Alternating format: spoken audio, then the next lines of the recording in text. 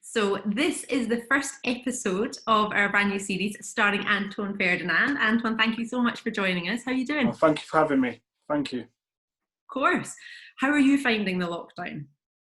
I'm finding lockdown testing, but enjoying it also. Spending time with my family and stuff. It's been nice, you know. But yeah, it's been testing. I'm used to being out of the house and stuff and being on the road and doing stuff, being constantly busy. But that's not the case right now. It's alien to me. It's been alien to me to be in a house for this long, for the last 20 odd years. So it's strange, but enjoyable at the same time, I'd say. How do you keep fit? I do workouts in my garden. I do a lot of circuit training in my garden. I go on runs. My little boys' football club, they set targets. They set challenges for the boys. My son's only 6, but they set challenges for the boys, like running challenges, like how fast can you do a 3K run? How fast can you do? I think this week is how fast can you do 1K? So I do them with him. So I just keep fit by doing that stuff. Pardon? Who's better? Who's faster? Me at the moment. I'm sure he will be at some point. Like, he's quick, to be fair. He is quick, but he's only 6. So, but I'm sure he'll be quicker than me. I'm sure of it. And you've got some girls, haven't you? Yeah, I've got a daughter as well. She's only 3. She does her exercise inside the house in the garden, running up and down. So she's okay. Oh, and as you say, you're getting a bit of family time. It must have been difficult because you travel about quite a lot with work. Yeah, it is. As traveling up and down and everything with work, it is hard at times. People don't understand what you go through in terms of dealing with family and dealing with football. Like, you sacrifice a lot. Although the rewards are great and stuff, it weren't until now that I realised how much I've actually missed, you know. And as much as, like, my kids are fine and they live a nice life and stuff, that doesn't compare to things that you actually miss, you know. And even the likes of just taking them to a museum, that, like, I've never really been able to do that. You know, like, especially my son's in school now, so when it's half time, actually being able to take him to, when it's half term, actually being able to take him to, like, a museum or going into London for sightseeing. I've never actually really been able to do that. So whereabouts are you then? In the outskirts of London? Is that where you stay just now? Yeah, I'm in outskirts. I'm in Essex, on the outskirts of London. So, like, it's a 25-minute train journey straight into central London. So yeah, doing stuff like that when I have been able to do it, it's been a breath of fresh air, and something that, as I say, I didn't realise I missed so much until now. Now, how do you keep in touch with your friends? Do you know everyone's doing those, like, Zoom calls where you can see, well, a bit like what we're doing? Are you doing that with pals or not? Yeah, that is exactly what I'm doing. We have quiz nights, family quiz nights and stuff. Who's the best? Yeah. Pardon? Who wins the quiz? Not me. Definitely not me. I think Rio's won one. Rio and Kate have won one. And my sister, Sean, and her boyfriend have won one. I think was that it? No, we've actually won one, but that we haven't won. Are you sure? Yeah, we won one. There's been 3 winners out of 6 families, so we've won one, and Rio and Kate have won, and Sean and her boyfriend have won the majority of everything. So is there much sibling rivalry? Yeah, there is. Whoever wins, you know about it, that's for sure. In the WhatsApp group, it goes off afterwards, and yeah, you know about it. Whoever wins, they boast 100%. That's amazing. So I guess with the sibling rivalry coming up against your brother, when you had your first ever game in the same level. I mean, that must have been a bit surreal, like growing up together, playing football together, and then all of a sudden you're against each other. Yeah, it was crazy. Like you say, the word you use, surreal, is the correct word. Me and Rio, we speak regularly, like through the week. But whenever we played against each other, we just naturally just didn't talk. Really? We naturally just did not talk in the week leading up to the game. Normally, I'd be ringing them saying, "Oh, look, Ree, I'm playing against I'm playing against Thierry Henry today. What can I expect? I've watched him, but what can I do that can counteract what he does? Like, help me, give me some pointers," and he would. But I couldn't ring him up and say, "Ray, I'm playing against Ruud van Nistelrooy today, this week. Like, how can you help me?" You know. And I think we both wanted to win. We didn't want to give each other the edge, so we just never spoke. And especially the first time playing against each other, I remember being a younger brother and Rio being my hero and my idol. I remember saying to myself, even in the tunnel, because they was in the tunnel waiting for us, waiting to go out for the warm-up. And we come out in the tunnel to go out, and we went out before them. But even then, I'm in the tunnel, and I can see Rio, and I'm like, you know what, I'm not even speaking to him. Can't speak to him. Nah, he's getting blanked. I can't speak to him. So I just walked past him, went out for the warm-up, and then when you come into the tunnel to go out for the game, like we always stood in the same place. So if I wasn't captain or if he wasn't captain, we always stood third in line. So it'd be the captain, goalkeeper, then me or Rio. So we were standing side by side, but again, there was no eye contact, no talking. It was just straight focused, which was a bit weird. I was like, wow, like, I'm standing next to my brother. I'm not even chatting to him. But this is work. I've got a game to play, and we're going to beat them. We need to beat them. And it was like that until we came to the respect handshake. And the minute that we saw each other, we both started laughing. That is surreal. We both like had a little giggle, started laughing. And once that happened, like the feeling of the anticipation, the feeling that I had, it just lifted off of me. And it was like, wow, like I'm playing against not only my brother, but I'm playing against the best defender in the world. Like that's how I saw him. So it was like, wow, playing against the best defender in the world. I'm trying to emulate him, and he's my brother, and all of our family are in the stadium watching the game. So what side did you sit? They just wanted a draw. Like I remember all my brothers and sisters, they had a shirt that was split down the middle, one side West Ham, one side Man United. You know, with the Fire Ferdinand on the back. So yeah, it was everyone wanted a draw, but I just remember thinking this must be terrible for my mum and dad. It must be terrible. And when speaking to them after the game, no one enjoyed it. We enjoyed it as brothers and playing. We enjoyed it, but our family members didn't like it at all. So what happened when you have like a big game and your brother has a big game and you're not playing against each other? Who did the family go and see? That must have been tough. Yeah, it splits really. It depends how big the game is. Okay. Really, like if Rio's game's bigger than mine, they'll go to Rio's game. If my game's bigger than Rio's, they'll go to my game. It was.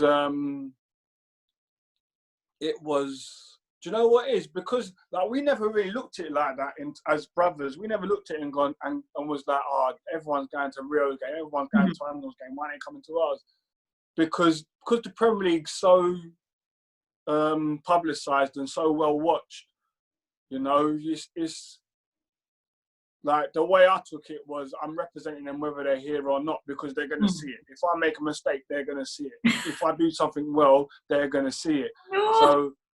So whether they were at the game or not, it didn't really didn't really matter to me. Obviously, it's nice to have them there and see them after the game, but if they wasn't there, then I knew they were going to see what I'd done anyway. So it wasn't a case of, they're not here.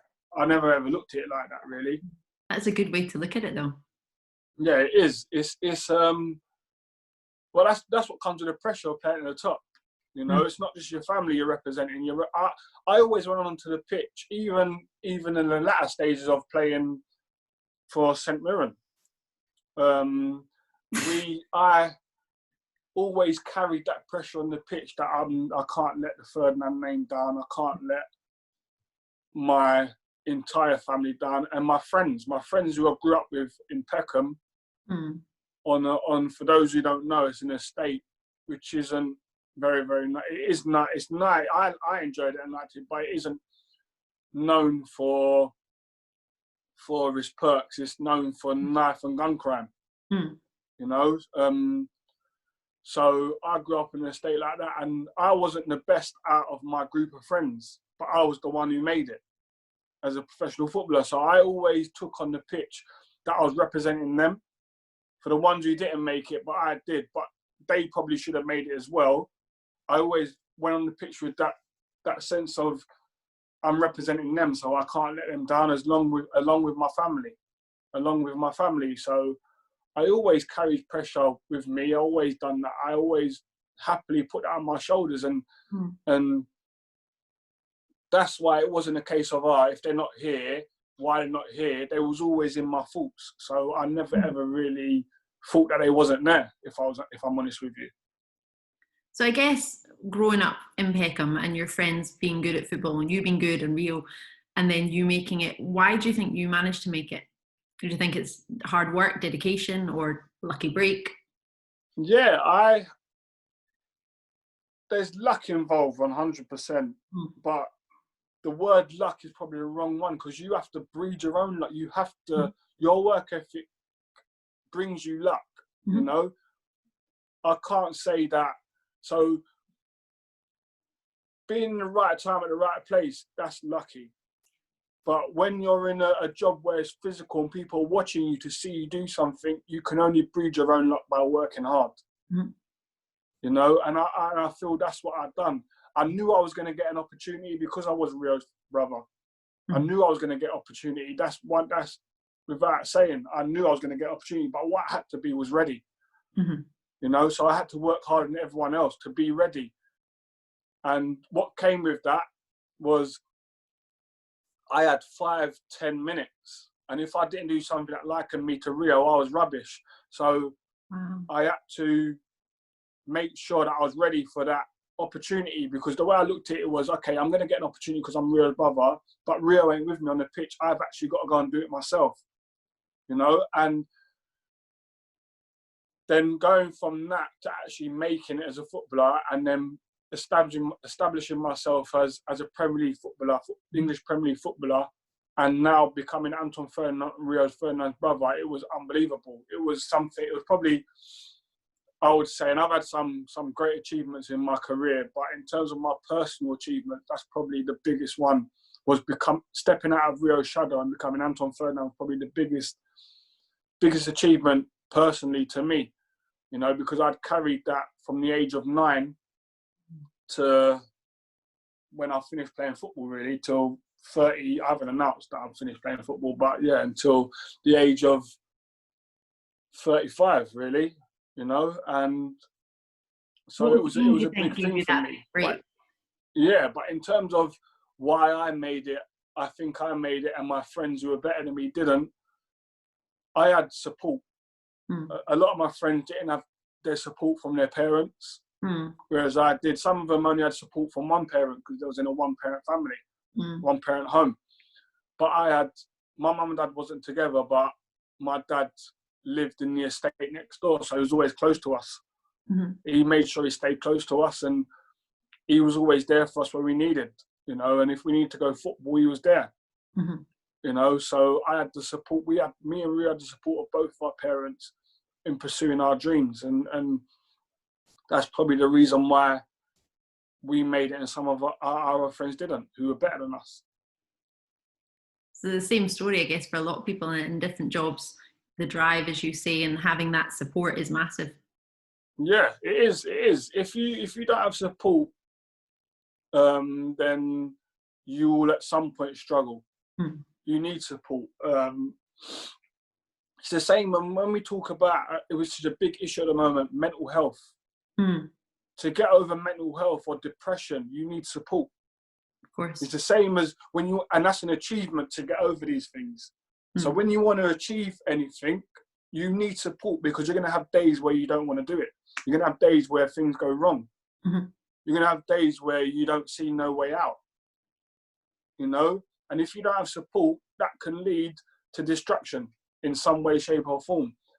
And thankfully, we have a mother and a father who gave us that support, which I'll always be eternally grateful for. And they're one of the main reasons why we was able to achieve what we achieved in the game.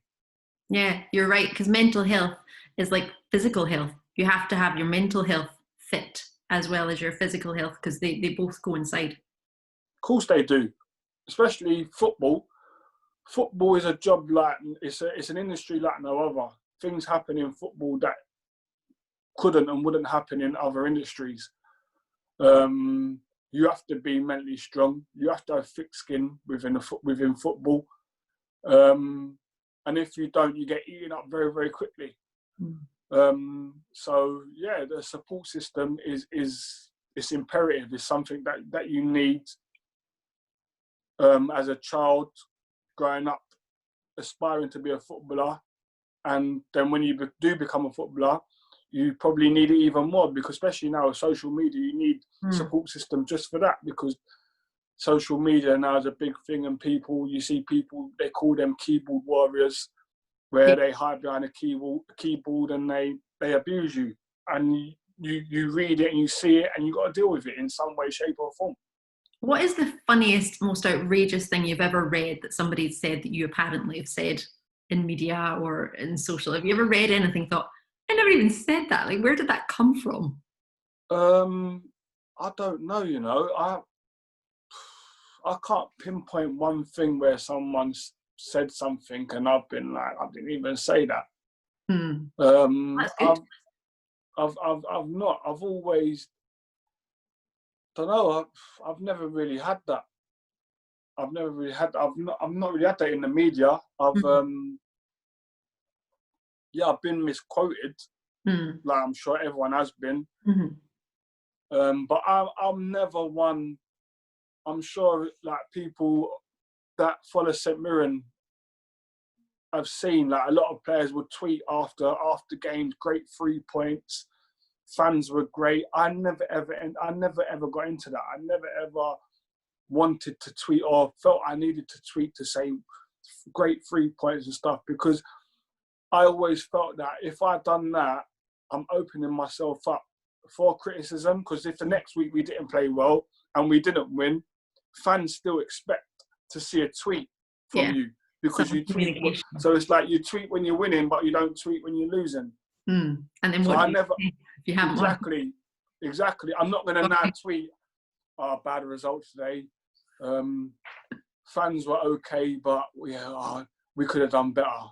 I'm not going to tweet. It's negative. I'm not going to tweet that. No. Whatever I had to say, I said it in the dressing room, and I let my feelings be known in the dressing room. Anything outside of that, I never ever felt I needed to or wanted to share, unless it was something personal and it was just me.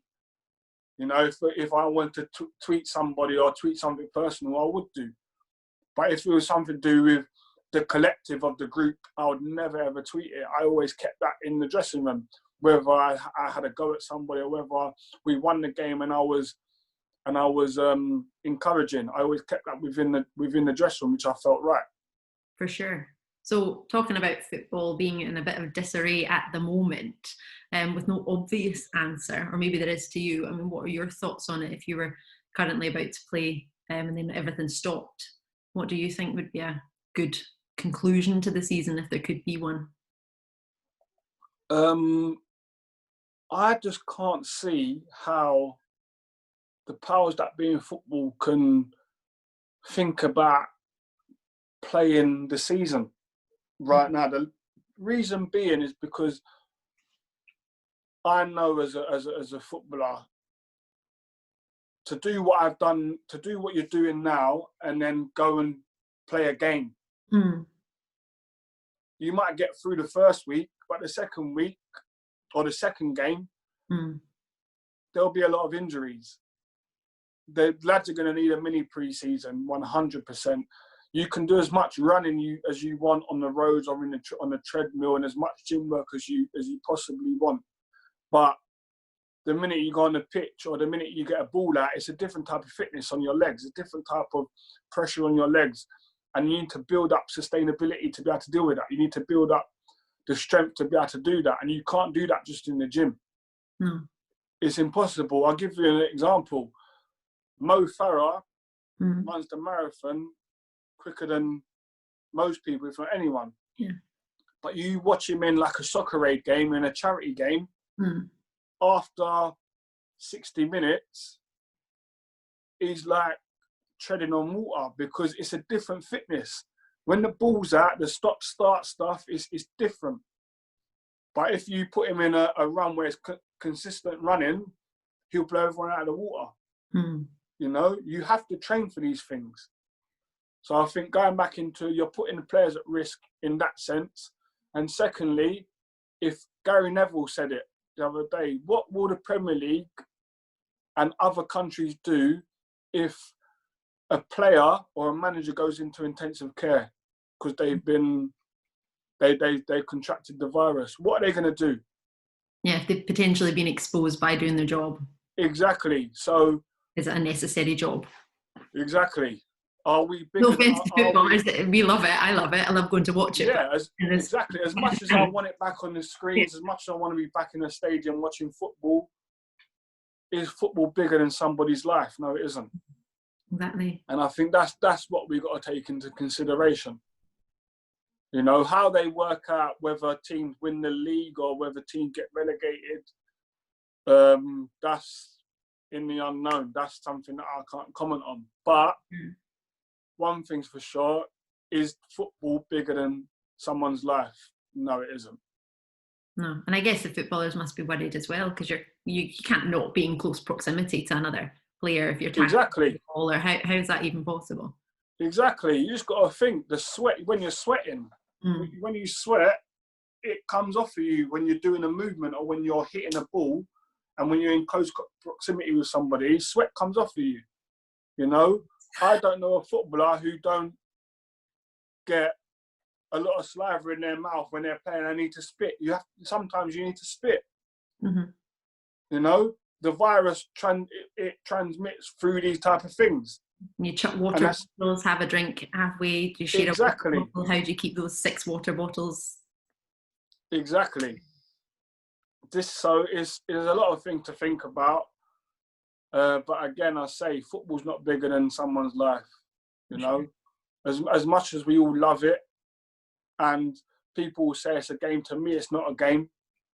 It's your livelihood. But if you're not here to see it and breathe it, what's the point? It's not bigger than that. What's the point? So let's talk about something a bit more fun. You've played a lot of football abroad. How was that? It was enjoyable. Playing the ball was enjoyable. The lifestyle was unbelievable in Turkey. Yeah, like waking up so obviously it was always hot. So we never really trained in the morning. We always trained in like late afternoon, evening. Okay. So you had the whole day to yourself. So you done with it what you wanted. If you wanted to go to the beach, you went to the beach. If you wanted to stay in and chill, you stayed in and chilled. If you wanted to go and do fun things in the sun, you could. You know, it was down to you. So from a lifestyle perspective, it was unbelievable. And waking up, as you would know and everyone would know, waking up in the sun, there's no better feeling. When the sun's out, naturally you smile, naturally you're energized, naturally you're happy, you're in a better place. You know, this is why people go on holiday, to be in the sun for that reason. Yeah. But I was living that. And so the lifestyle was unbelievable. The football I enjoyed, but at times there was politics within the football club, you know, so it stopped me playing football at times. And that side of it I didn't enjoy. But when I did play, I loved it because I was playing a job, I was playing football, and football is what I love and what I know. Did you learn much of the language? Yeah, I knew a little bit. I knew enough to get by. Like I could go into a restaurant and be fine. Really? I grew up with a lot of Turkish people, so I half understood their culture and the way they are as people. You know, just a little things like, to me and you and like the UK, someone tutting is rude. You know, if someone said something and you tutted, you'd think, oh, you're rude. Whereas in Turkey, someone tutting, that could be them saying no. So if someone come to me and said, if someone came to me and said, oh, do you want a drink, Anton? And I just went, that means no. So did you do that, or did you feel too rude? No, I had always just said no. Like it's ingrained in me to just go, no, I wouldn't tut. Because to me, that is rude. You know? But because I've grown up with a lot of Turkish families and stuff, like my best friend growing up, he was Turkish. The family lived below me in the estate. I knew their mannerisms, I knew their culture, so it was easier for me to go there and fit in. And I already knew little 1 or 2 words. So as I started to be around them talking a bit more, I started to pick up more things, and I started to articulate and speak more the football language. Yeah. You know, and stuff like that. Not day-to-day language, but more the football language. I started to speak a bit more. But as I said, I could go into a restaurant, I could get by. I guess going to Scotland was probably like another language as well on the football pitch. At times, yeah. Like, hearing the word "but" after everything, I was like, what? You know what I mean, but? Like that? Yeah, exactly. Anton, what are you doing, but? Pardon? Like, so it was surreal, but I picked it up very quickly. I picked up things very, very quickly. But it was, I wish I would have went to Scotland earlier in my career, if I'm honest. After playing a year in St Mirren, I wish I would have went to Scotland earlier. I had an opportunity to potentially go to Celtic. When Neil Lennon was first there, and I was playing in Turkey and Antalyaspor. And they came over for winter training camp. Right. And I had a sit down with Neil Lennon, speak about potentially going there from Antalya, but I couldn't get out of my contract at Antalyaspor. So it didn't happen. But I do wish after playing a year last year in Scotland in the Premier League, I do wish I would have came there earlier, maybe a bit younger. You know, I definitely do feel that I definitely do wish I'd came there a bit earlier, for sure. And what made you move to St Mirren? If I'm correct in thinking you've got some family near Paisley. Yeah, my wife's uncle lives in Paisley. I remember I was sitting down. I was at Southend at the time, negotiating a severance pay with them. I was still training. I was still out every day, training, running in the gym, trying to get a football out as much as possible, but just training by myself. And I got a text from my agent saying, would I go to the Scottish Premier League? And I was like, well, I'm going from League One to the Scottish Premier League, to the best league in the country that I'm going to. So I was like, okay, yeah. I said, who's the team? And he said, St Mirren. And I went, okay. So I started to do a bit of research on St Mirren myself. You mean you hadn't heard of us? Pardon? You mean you hadn't heard of them? No, of course I'd heard of you. One of my good friends is Billy Mehmet. Oh, really? Me and Billy Mehmet, he was a year above me at West Ham in the youth team. But did you meet? Because he went to Turkey as well, didn't he? Yeah, but before that, so he grew up in a place called Nunhead, which is around the corner from Peckham. So my family have known his family a very, very long time. And we ended up playing together for West Ham because I always played a year up. So I always played in his team. Is that because you were so I'd known him. Exactly. So I'd known him for a very long time. So I knew about St Mirren. Okay. Just from his spell there. And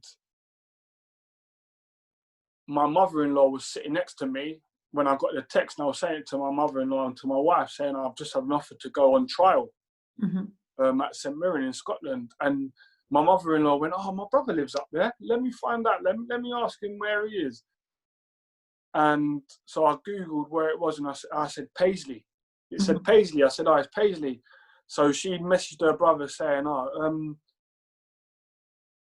Adam, are you far from Paisley? And he went, you silly idiot, I live in Paisley.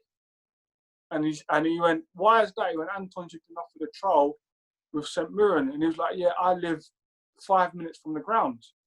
Good. You know, so when I heard that, I didn't even need to research anymore. I'd made my mind up, I was going, because there was family there, you know, and that was it. I went up for the week to train. And yeah, I turned up the same day as Oren. So we both had our first day on the same day. So he knew he was getting a job, and he knew one of the agents within my agency and said he needed an experienced centre back. Can you get anyone? Because what Oren had heard is that the team's good, but they ain't got enough experience. Yes. You know, he said we've got a good young team, but not enough experience. So he wanted to bring some experience in. So, and that's how it got put to me. And then once I knew and heard that my uncle-in-law, my wife's uncle, lived there and lived 5 minutes from the ground, I was like, yeah, get me up there. And I was on the plane the next day going up, and I spent a week training. And in that week, I'd done enough just in training. I didn't play no trial games. All I'd done was train, and I'd done enough in the training for Oren to say, yeah, we want to sign Anton. And it was done and dusted. And I nearly didn't play the Celtic game because it nearly wasn't done. Really? For the Celtic game. But yeah, luckily it was done, and my first game was at Celtic, was against Celtic at home. So how was that? I guess that'll be your first Scottish game.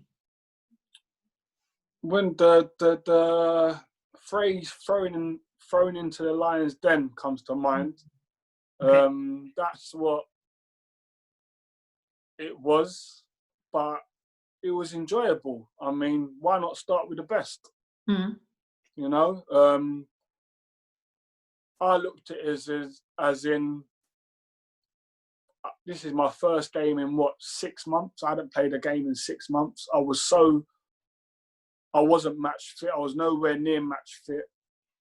I was football fit, but I wasn't match fit. So I was looking at going, if we was playing someone who was around us in the league, there's pressure because you need to win the game. Yeah. But I took it as we're playing against the champions. There's no expectations to win the game. No pressure. I can just go and get minutes under my belt. And if I play well, that's a bonus. Okay. If not, I've got minutes in the tank. I've got minutes in my leg, and that's what the game was for. But my personal pride obviously went, and I need to play well. I have to play well. This is the first time that the fans of St Mirren and the fans in Scotland are seeing me play, and I know a lot of fans are watching me play because of my surname, because of Ferdinand being my surname. So I knew I had to perform, and on the night, luckily I did. So yeah, absolutely, it was a brilliant game. To be fair, I was fortunate enough to be there. In fact, I think, did I see you after that day? Maybe after that game or another game. But so the buddies have to thank Adam really for you coming. Yeah, Adam, my uncle. I say my uncle. He is my uncle. I spent every day with him, his wife, and their 4 children. I would finish training and go to the house and stay there till 10 o'clock at night, and then go home, then go back to my flat and sleep. Basically, my flat was just there. I was there to sleep, right? And other than that, I was always at their house. Mm-hmm. And if it wasn't for them, there was times where maybe I would have left the flat, closed the door, and went back to London and wouldn't have came back. Where I was missing my family and stuff. So yeah, I think Adam and Gillian, that's his wife, and the 4 kids, if it wasn't for them, I wouldn't have gone to St Mirren now. Were they St Mirren fans themselves? They supported their local team, yeah. They now go weekly without me being there. Adam takes the boys there whenever they're at home now. So yeah, they're St Mirren fans, and they support their local team. That's brilliant. So was your flat in Glasgow when you were up there? Yeah, my flat was by the harbour. Glasgow Harbour. It was opposite, the famous shipbuilding. Yes, and the Clyde place. It was literally opposite that. So there's a wee museum next to that as well. Did you ever go? Yeah, I did. Took the kids there when they came up, with all the transport museum. That's it. Yeah, really, really good. Really enjoyed it. Enjoyed it. Seeing the old cars, the old taxis, like the first taxis up to the present taxis. It was crazy. It was enjoyable. And did your family enjoy visiting Glasgow when they got the chance? Yeah, they did. They did enjoy it. What I found crazy, but I loved it, is that I lived in the centre of Glasgow. I lived in the city, the main city. But if I drove for 35, 40 minutes, I was at the lock. Loch Lomond.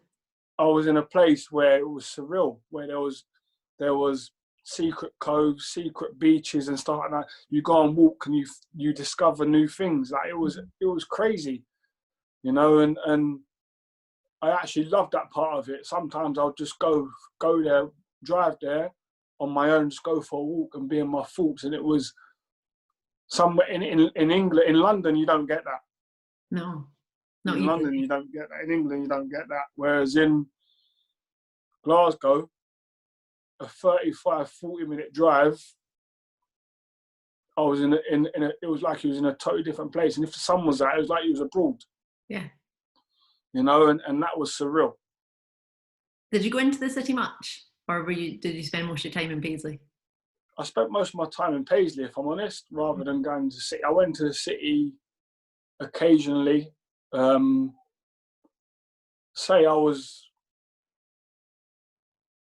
sure if I was younger, the city would have seen more of me, 100%. It would have seen more of me if I was younger. But I was there for one thing, and that was to play football. And that was my focus. I'm 34. I was 34 at the time. I needed to make sure that I felt like an elite athlete every day, and to do that, I had to rest properly. I couldn't be out and about in Glasgow city centre. I had to be at home or at my uncle and auntie's, chilling. I love how seriously you take it. Son, I didn't get to where I got to mucking about. I had to be serious. Football's not a game. It's not a sport or a job where you can switch it on and off. When preparing for a game, I think I was a lot different to a lot of people. So my preparation for a game, if we were playing on a Saturday, my preparation for a game started Thursday. Right. I was thinking about who we were playing against. I was in the analyst room, asking questions, watching clips on strikers I was playing against, because say I'm in Scotland, it's a new league. I'm playing against players that I don't know. I'm playing against players who I don't know what they're about. I don't know what their strengths are. I had to learn. For sure. And the best possible way to learn was to not learn in the game. You know, and sometimes it wasn't a case of saying to one of my teammates, "Oh, what foot is he?" I wanted to know. Like I'm someone who I've never liked excuses, you know, and I always tried to cover things, so I never had an excuse. If I didn't play well on that day, I didn't play well because I just didn't play well, not because I didn't know something or I could have prepared better, you know. So I always tried to prepare myself in a way where I didn't have any excuses, and that's the way. And as footballers, we always have excuses. I'm not saying I never ever made excuses, but as footballers, we're built to make excuses. Our egos are built to make excuses. I didn't play well because I didn't sleep well last night, or the baby had me up all night, or I didn't play well because I didn't really know what tactics we were given. I didn't understand the tactic. That's why I didn't play well, rather than going, look in the mirror and going, I didn't play well because I just didn't play well. I wasn't at it today. Or I didn't do my homework properly. I didn't do my research on who I was playing against properly. So I always, my preparation for a game started on a Thursday, really, on who we were playing against, what their danger men were, what the strikers, what their strengths were. That's how I prepared for games. And I had a lot more time on my hands up there to do that. And where do you think that came from? Did you see other people do that when you were sort of going through the ranks, or is that something you just yourself thought, this is how I want to prepare for a game? It came when I was younger. When I got put into the West Ham first team, and then Alan Pardew became manager, and I knew I was better than who was playing. I knew I was, but he wasn't playing me, and I used to like knock his door once a week. Gaffer, why am I not playing? I'm better than these guys. Why am I not playing? And one of these things was, you don't train properly. You don't train properly every day. You don't prepare properly every day. You don't prepare for games properly. And I was like, okay, well, I'm going to show you that I do. So I started to incorporate these things. I rang Rio, how should I prepare better? This is what the manager told me. He gave me pointers, and it just stayed with me. And I'd done it for about, I remember doing it for a week or 2 weeks and be like, Gaffer, I'm doing it, look. But as I got older, it's like, that 1-2 weeks ain't enough. So I'd done it for a month, done it for 2 months, and all of a sudden I got my chance, and I took it. And I never looked back from there, and it became part and parcel of my routine, not just daily, but especially leading to matches. I made sure I prepared, and I was ready for who I was playing against. So I guess looking back, do you think the way he did that really shaped you as a player, I guess? Yeah, it shaped me as a professional. It shaped me as a person within the game to prepare right. I think if you ask a lot of my teammates that are at St Mirren, my ex-teammates, I'm sure you'd hear a lot of them say Anton's loud, he's a joker, he likes a joke, he's funny, he's probably the loudest in the dressing room, he's the loudest around the training ground. But the minute that he went onto the training pitch, or the minute it was time to prepare for a game within a dressing room, he was just different. He was focused. His eyes were different. I remember, I think it might have been Ethan Erhon said to me, like, what, like, on a game day, there's something different about you. And I went, what do you mean? He went, like, I don't know, it might be your eyes. There's something different in your eyes. Like, I see you have a little bit of a joke, but you're not like how you are around a training ground. And I was like, because this is serious. Everything that we've done through the week leads and builds up for this day. So why would I not take it seriously? You know, and not just that, people are paying to come and watch me. They're paying to come watch us. It's only right that I give them the respect that they deserve for paying to come and watch us by taking this as serious as they would want me to. And I think that's just the way that I was, and that's the way I was brought up within a footballing family and football environment. It was interesting because I remember watching Ethan before you joined the team, and then when you did join the team, the focus that he would have when you were playing alongside him, he was like a different player when you were on. Do you think he looked up to you quite a lot? Yeah, I think he did. I mean, he's got a bright future ahead of him. He's a good player. He's a good player. For someone, he was 17 when he came into the team and played regular football in the Scottish Premier League at 17. Did he make mistakes? Yeah, he did. But he was consistently good. Mm. You know, and I'm playing out of position. He's playing left back. Yeah. When he's a second midfielder. But yeah, I think he did look up to me. I think I was never a pro who, because I've done what I've done in the game and because of it's more than what probably most people have done in that dressing room, I never looked as they can't say anything to me or what I'm saying is right. Mm. You know, and I think that's why, especially young players, they respected me and looked up to me because I never just spoke. I always done what I was saying. Yeah. You know, I never just spoke about things. Yeah, I was loud and I loved to joke, but when we trained, I was serious, you know, and I think they might have looked at it and gone, well, if Anton at 34 is doing what he's doing and taking it as serious as he is taking it, and he's had the career that he's had, then that's something we can learn from and something that we can do. Yeah, you could see when you were on the pitch that people looked to you. They took your direction, and you could see almost, and I appreciate you weren't the captain, but they were very much listening to you and your guidance. And you could see, especially with St Mirren, they would open up, they would widen out, they would push forward rather than constantly retreat and just go back, which is what they were doing before you joined. Yeah, I mean, one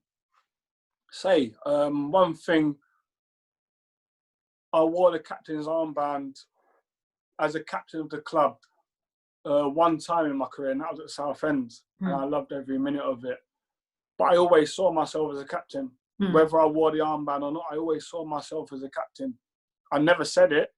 No. But just the way that I was, out of respect for the captain. So at St Mirren, as much as I deep down thought, okay, I'm not wearing the armband, but when playing, I think, talk and play like a captain.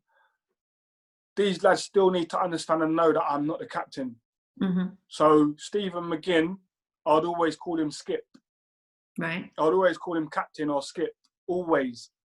Never called him Stephen McGinn. Always called him captain or skipper, because he deserved that respect. One, what he's done for the club. Two, he's a fantastic player.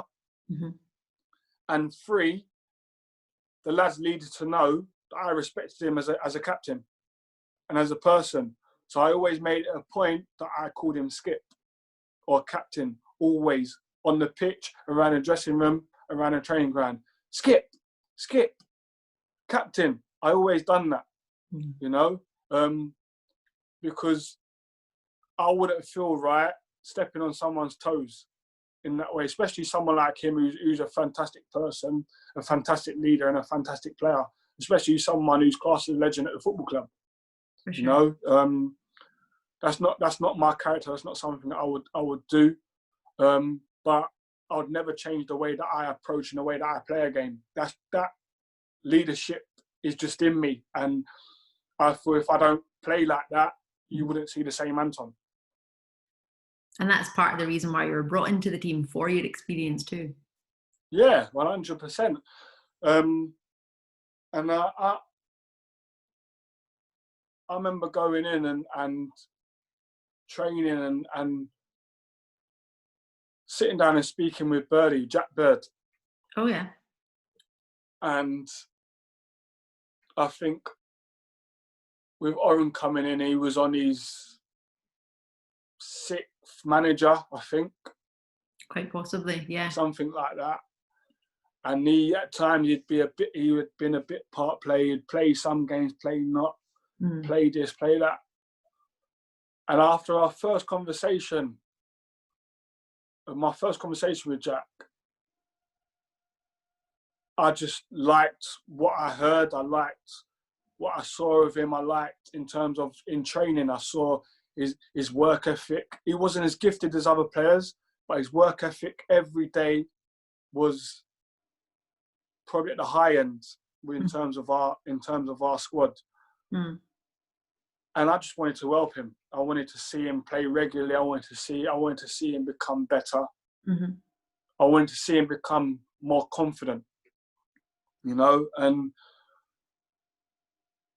I used to speak to him daily about his game, daily. I used to do things with him on a training pitch. I used to do drills that I had done as a kid all the way up into to being at St Mirren. Mm. And I still do them now.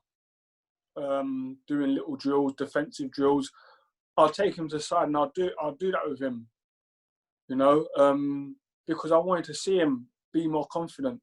You know, people just saw him as someone who was a kick it and head it person. When I first got there, he would put his head in the way of anything. He would put his body on the line. But I'm sure that you and others saw as the season went on with me being there. I'm not saying it was down to me, because it wasn't. The coach has done a fantastic job with him as well. But he became more. He didn't mind having the ball. Mm-hmm. He wanted to pass. He wanted to play out from the back. You know, he wanted to dribble out from the back. And that was, when I started to see that, I was like, wow, this is fantastic. Someone who I saw and was spoken about to me as someone who's a head and kick it defender, to now being someone who's confident at the ball, someone who actually wants to play. And that actually made him look a better player. Yeah. You know, and he was instrumental especially in the business end of the season, which we end up staying up. He was instrumental. He was fantastic. He done things that only someone who played the game would see. Mm. You know, the little things, the talking, the organising. Like, I didn't play a lot of the second part of the season, but in the second half of the season, he became a little bit like me. He took things from me from the first season in terms of organising and talking that he didn't do when I first got there. He started doing the second half of the season. He's playing with Mihai, who couldn't really speak English properly, you know. So he had to organise, which was difficult, but he was able to do it, you know. And I'm glad and happy that I was a part of that. So are we, as fans. Thank you. You were loved at St Mirren and loved it, well, all the clubs that you played at. Has there been a favourite chant that you've ever heard people sing about you? The St Mirren one's fantastic. After staying up and going into the centre of Paisley and going into, what's the pub called that we went into? Bank House. The Bank House, that's it. That type of interaction with fans, I've never had that before in the whole of my career. Really? Never. That's the first time I've ever had that. You know, going into the Bank House on the shoulders of a couple of the fans, and all going in on their shoulders, and all of a sudden they're chanting your name and singing the song that they were singing, that they sang for me, is something that I've still got the videos on my phone now, and I play them every so often. It was an unbelievable moment, you know, and lucky enough for my uncle Adam to be there and experience it with me, and have someone there to experience that with me. You know, it was fantastic, and that's something that I've never had in my footballing career, and I've played in front of some fantastic fans in terms of like West Ham fans are unbelievable, Sunderland fans are unbelievable, QPR fans are unbelievable, Southend fans are unbelievable, Reading fans are unbelievable. But I've never had that interaction. I've always interacted with fans. I've always spoken with fans. I've always give fans my ear. You know, even when things ain't going well, I'd always be the one that if they could come and speak to her and I'll speak to them, I'll take the pressure away from some of the other boys and I'll take the pressure on me and I'll say, okay, come in, what's your grievances, tell me, and I'll try and answer them for you, you know. But in terms of interaction, in terms of being put on a pedestal, being sung about, and being in that party environment, I've never had that, and it's something that will stay with me forever. But you'll never have to buy a drink in Paisley ever again. No, we didn't buy one drink that night, which was unbelievable. But I'm just lucky, if I'm honest, to do something where you can influence someone's mood and someone's life, you know, and to be a part of that. I'm lucky, and I pinch myself and I say again, it's the best part of being a footballer, is just off doing one thing, you can change someone's mental state of mind. You can change someone's entire week feelings. You know, you can change them from being sad to being happy, just off of one thing. And sometimes that's just saying hello. That's not even on a football pitch. That's just saying hello. That's just giving someone your time. And that for me has been the best part of being a footballer, is being able to change people's moods and the way they are, you know, and also changing people's perception of yourself. You know, I had that a lot. People, especially in England, thought I was rude and arrogant, you know, but I used to hear a lot from people, you're not what I thought you was. And I was like, what did you think I was? And they'll say, I thought you was going to be rude and arrogant and flash. And I'm like, well, why would you think that? And they're like, because that's what the papers perceive you to be. That's how they write about you. But when they actually got to know me and got to speak to me, they was like, you know what, you're so far from that. And it was nice. I used to hear it 3-4 times a week. But it was nice because then people started to see the real me and know the real me. I guess it must be difficult because you are playing a part, you're playing a focused footballer, and then at the same time you are a real person. Yeah, it is hard, and people tend to forget that. I didn't really look at that and understand that probably until my mum passed away, if I'm honest. Before that, I just went with the flow. I cared what people thought about me to an extent, but as long as people said Anton's a good footballer, that's what. If they said I wasn't a good footballer, it would hurt me. Yeah. You know, someone said, "Oh yeah, he's arrogant, he's this, he's that," but I tell you what, he's a good footballer. I'd take that. Yeah, because they're talking about my trade. They're talking about what I do, and I'm like, okay, I'm good at that. That's fine. But as I got older,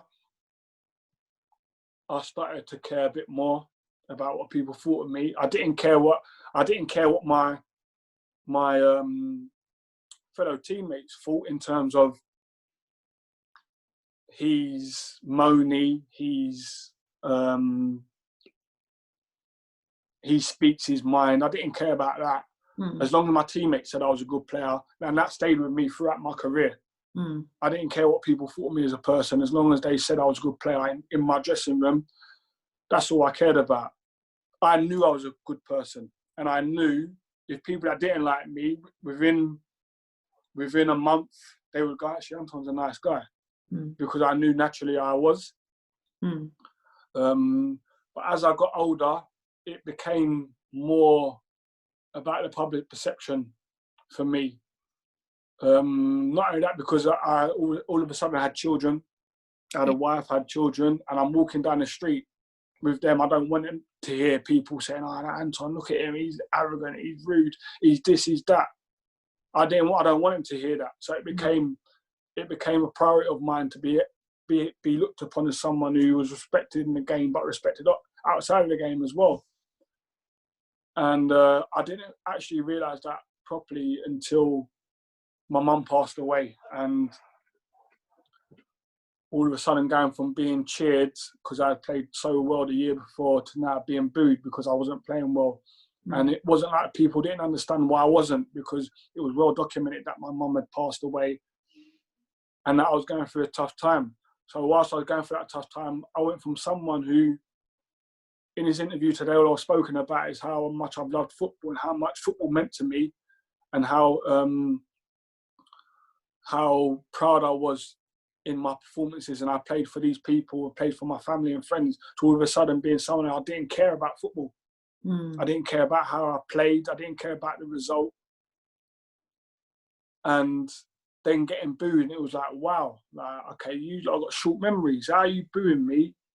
And I'm going through this, and then they'll boo me, then I'd come out after the game and people would ask me for an autograph who had just been booing me. And at times I wanted to turn around and tell them to go away. Yeah.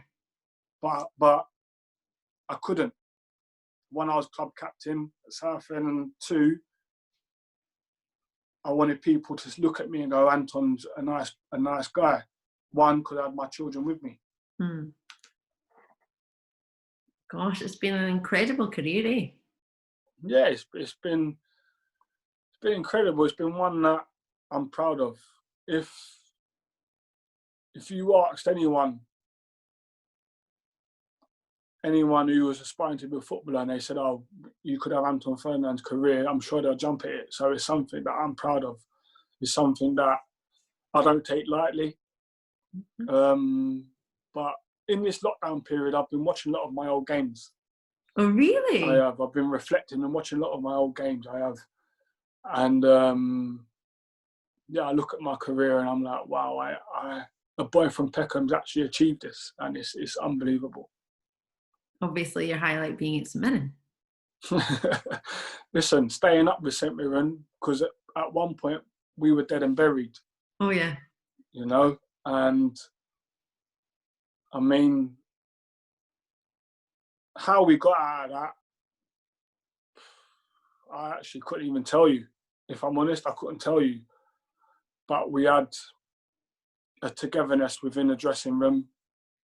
You know, the manager done his job. The one thing about Oren was he wasn't your normal manager, where he was authoritative to a point, but he wasn't one of those managers, what I say goes, and whatever you think, I don't care about it. I'm the manager. And he wasn't like that. He was open to listening to people's experiences, people's opinions, and trying to piece together something that would work for the team. And I believe that's one of the reasons why we stayed up.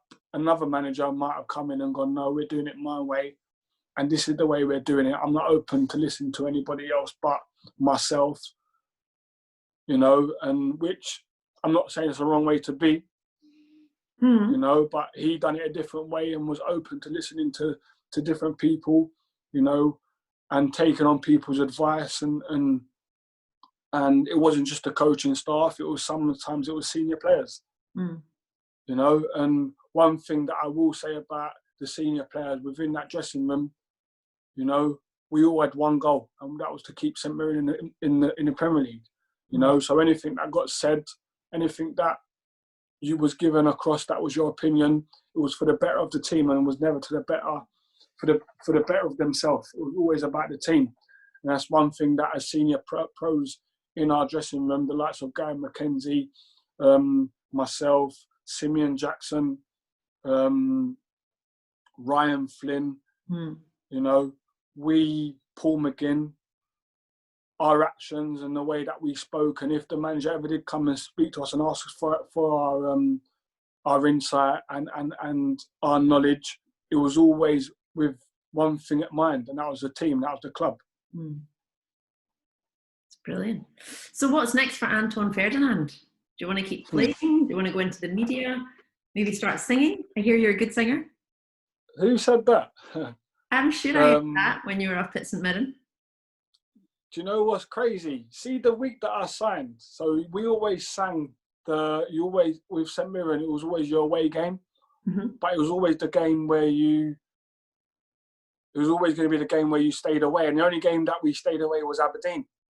Okay. That season, last season. So a few weeks after, me signing, we had Aberdeen away.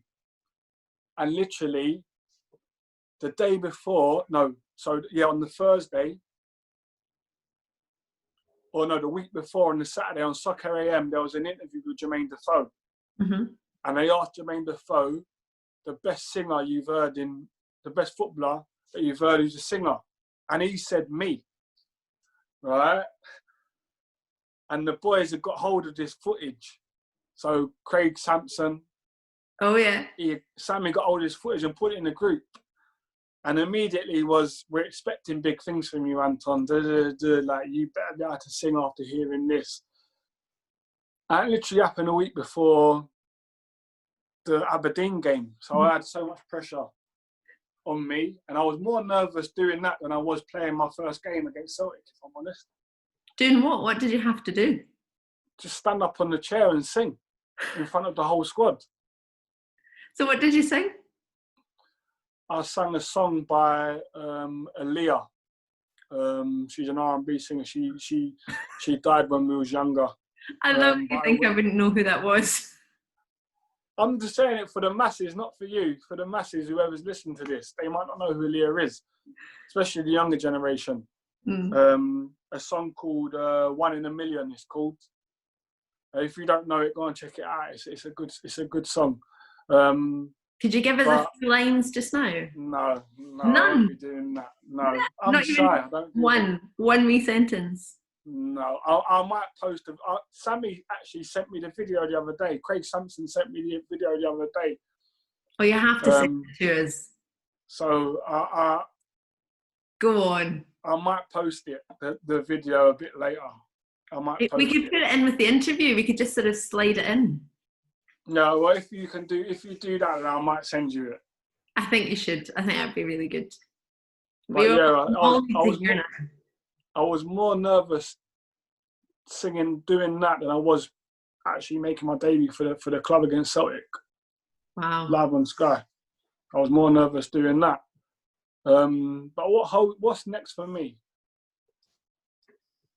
I think it would be wrong of me not to share or pass down my experiences to the next generation in football.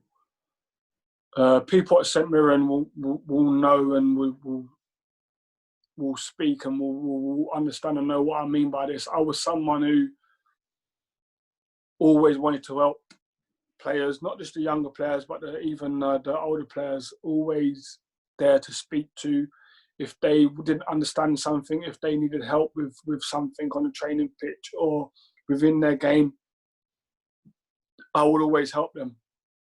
And I think the next chapter in my life is definitely, I feel, is about helping people. And whether that's being a mentor, which I'm currently doing at the moment, I mentor to a lot of players at my agency, New Era Global Sports Management, because I've been through a lot in my career, whether it be good, whether it be bad, probably more than a lot of people have been through. And what a lot of players, especially young players, don't understand and don't know, football isn't always rosy. It's not always green. No. You know, there's a lot of obstacles. There's a lot of politics within the game. And a lot of it is how you deal with it, which is the key thing. And if I can help people deal with the situations that are coming their way, because to become a footballer, you have to go through situations. You have to go through stuff that probably in any other line of work you wouldn't go through. No. And a lot of it is mental building, it's mental strength building. Like I said, if you're not thick-skinned and not mentally strong, you will struggle to become a footballer. You struggle to play at the highest level. And if I can help in any way, shape or form to prepare the next generation to do that, then I'll be happy to do so. Whether that be on a training pitch or whether that be day-to-day on the phone or in person. Well, I think you've shown already, even just from what I've seen at St Mirren, that you would be great at that. So I wish you all Thank the you very best. much. Thank you. You're welcome. Well, thank you so much. It's been amazing, and we've taken up so much of your time. I didn't expect it to go on for so long, so I really am very grateful. It's okay. Thank you for having me. Of course. You're going to come up to Scotland anytime soon? I am, after this is finished, pandemic's finished. Hopefully sooner rather than later. Yeah, I am going to come up. I'm going to come up to watch a St Mirren game.